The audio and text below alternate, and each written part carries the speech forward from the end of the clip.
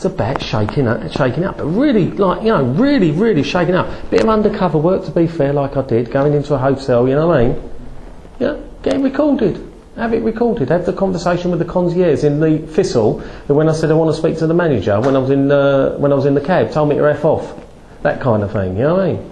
It's dirty what's going on. It's evil. That's not my angle. My angle is that we should be doing that, innit? But there is an ethical element as well. It's dirty. I sat outside the Thistle that day, and there was 2 Chinese tourists, and their bags were stolen from them by the concierge, and they were put in a little lock-up round the side.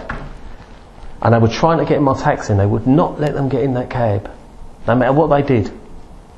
Someone came out of a hotel the other day, Central London, got into my cousin's cab. He phoned me up straight away. He says, I've had a weird thing, because we talk about this a lot. I said, what is it? He said, the doorman put the bags in and said, can you take him to Victoria? He got in and said, can you take me to Heathrow? My cousin said, why did he tell me Victoria? He said, because if I tell him Heathrow, he'll take my bags away, and I cannot get a black cab to Heathrow. Got to be easy. Bit of fight, bit of guts. I'll help you out. Right. We write to the hotels. But don't tell me how to do it. Alright. You see, let me just go on on. some of your specific points. Yeah. I mean, you mustn't listen. You never think I'm a negative person. I wouldn't do this job if I was. Not only is what you're saying not new, it's actually 30 to 40 years old. It's not even 2 or 3 years old. Yeah. Of all the hotels in town, you picked the wrong one. This is the most bent one for bent taxi drivers in London. Always has been. Yeah. Taxi drivers. Yeah. Right? Always has been. Can I say, for the purposes, you've got to put the black cabs at jibbing and giving dropsies out of it. You've got to. It's got to be out the frame. Yeah. Right. I admire your enthusiasm. I understand everything you've said. I've heard it. I haven't actually counted. If I have it, I would say at least 100 times before, if not 200 or 300 times before, over the years from other drivers. Nothing new in what you said. What you suggested won't work. Have you tried it? Yeah. Let me just hear some facts, right? You talked about going undercover because you're effectively a butter boy, and we've all been butter boys. Yeah, but I'm an extremely experienced businessman. Yeah. Very long in the tooth in business. Dealing with undercover work at hotels. I've been doing it for 30 years. We've got endless film. Yeah. Don't just say nonchalantly. Yeah. Endless film. About it on television, prime time. Yeah. I've never seen it. Well, no, but because you haven't done it just recently. Yeah. I'm sure you have. I'll give you some examples in a minute. But we've still got some. We go out regularly.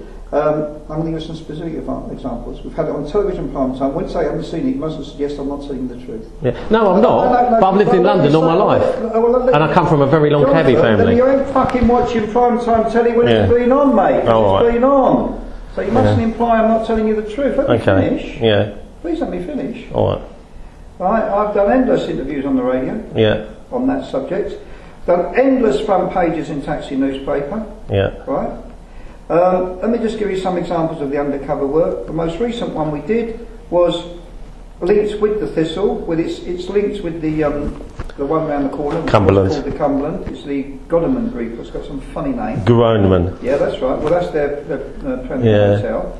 What we did, we went in, for having been in there a dozen times before over the last few years, and we said, you're a Mickey Mouse hotel tucked away in Brighton Street, not interested in you. We're going to embarrass you and your senior management and the group because we're going to hit your premier one, your flagship round the corner, which we did. Do you remember doing that? Yeah, I remember it. We did it for a whole week. Yeah. All day, 12 hours a day. Although I can't see the point in boycotting a hotel when you're trying to get their business back. But anyway. Let me finish. To embarrass them to getting their act together. Because I've heard this a million times about the concierge mafia. It's bollocks. Let me tell you, it's bollocks. You've been conned. Some hotels it's a concierge, some hotels it's actually the hotel. He knows exactly what's going on there. He's probably involved in the kickback. Right? Of course that's his way of dealing with it. I only wish we could help him. I wish we could sort it out. Yeah, we might be into legal argument here as well, called double dipping. Hear me out. It's called double dipping. I did listen to you, to be fair. So I've done all this undercover work. I'll give you, there are many, many examples I can give you. The best one actually was the Mandarin. When we hit the Mandarin, we hit nearly every hotel in town. We've done all the Hiltons over the years. I mean, we've probably done about 40 pickets over the years. Not recently. Main reason we don't do them, because I've gone off at a tangent slightly. The main reason we don't do more of these pickets is because of our own drivers. Because when we do a hotel picket, so exactly what happens. we're standing there, and you've got all the guys with tickets saying, don't pick up, this hotel's bent, and we take legal advice on it. Yeah. And we choose our words very carefully. We've got it all recorded. We've been doing that for years, by the way, years and years. We've got it all recorded so we can use terms like it's bent and they're ripping off. We use all of that so we can't be nicked because we've got it on tape. Yeah. Okay? Right. One of the problems these days, which whether you want to believe it or not is entirely up to you, is that most of them do not charge 85 quid anymore. Most of them are very competitive, unfortunately, which doesn't help their cause. So if you think they're all charging 85 quid, they're not. They will when they think they can get away with it. When we did the Mandarin about 5 years ago, we went in there and we do everything absolutely spot on, and so we got all the right evidence. We had 3 cabs outside on the rank that obviously didn't know we'd go out 3 o'clock in the afternoon, it was quiet. There were 3 cabs outside with their lights on. We go in suited and booted, cameraed up, got all the gear here. I could impress you with the stuff we've got here, but I would impress you.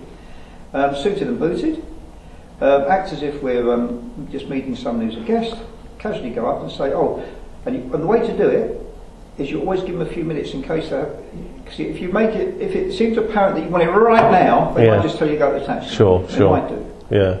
I'm expert in this, right?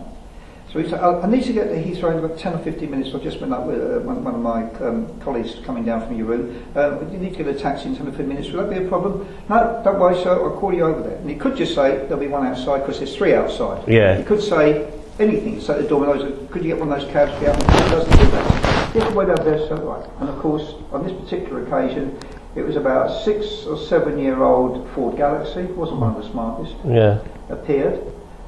We went out. Went to Heathrow in it, and this is one of the higher end of the prices, and it was £95 for the Mandarin. We said, oh, thank you very much, take £100, give me a receipt, which he did. Next day we were picketing the Mandarin, the manager shit himself. Very, very nice guy as it turned out. Yeah. Cleaned up the Mandarin for a few weeks, and after that then they all go back. That's what happens. So, but let me just tell you when you have tickets, it happens all the time at the Cumberland when we go. You're standing there with all the obvious reasons, you'd think everyone in the trade knows their bent, and what you get is drivers saying, can I pick up that job with the luggage? No, mate, no, it's a picket, mate. No, the one with the luggage, the door this way. No, mate, it's a picket, we're having a picket, alright? Yeah. Oh, yeah, alright. That's our fucking I appreciate it. No, hold on, let me because I've lived and breathed it. Yeah. You're a new kid on the block. Yeah. Right? So the next thing is, you decide it's right. So we've been there for 12 hours, from 8 till 8, let's go home. Okay, guys, we're handing out leaflets during the day as well to the drivers and the passers-by and the clients, guests. Right, okay, pack up the stuff, time to go. You're quite a bit tired. Right. They're pulling on the rank. Yeah. Hey guys, are pulling on the rank, Jonathan. You know what, you see what I'm saying? You're saying. Yeah. Because it's 25,000 individual taxi drivers. Where's the next job? There's only 2 things in their mind. Yeah. Where's the next job? Yeah. And is it an airport? That's the philosophy of 9 out of 10 drivers. Right? So it ain't that easy. It just is not that easy. We've done all the expose. I had the vice president of Hilton International in my office about 6 years ago. Loveliest Jewish guy. What was his name? Rudy Yakenbaggers or something, an American obviously. He came here in his stretch limousine. Okay? You see, so you're probably getting a bit of a flavour that we've been there, right? It's when we hit the Langham. Right? And he happened to be in town. He comes out, he said, who I am. He's a real charming guy. And I said, well, I'm sure you are. I said, no. I said, this is what's going on. We've got all the evidence. Well, I'm sorry. Now we can sort it out. We can talk. I said, no, we can't actually. Guy was such a charmer, and boy, was he a charmer, that we got to the point. I said, no. I said, well, we're not going away. I read the BBC on that one because we're outside by the BBC there, yeah. On television. Oh, of course, yes, I was there. Yeah. There've been loads of it you haven't seen, right? And I said, look, I said, you're a lovely guy, we're not calling it off. I said, we're going to be here all week. No. I said, look, I'll tell you what, if you want to come to my office tomorrow, we'll have a chat. Anyway, the next day, you could hardly get the fucking stretch limousine in our gates. Now, I'm not exaggerating, the guys remember he was a bit of a joke at the time. He was such a charmer, I said, look, you're such a nice guy, I'm going to call it off today. I couldn't take the pressure, he was too nice.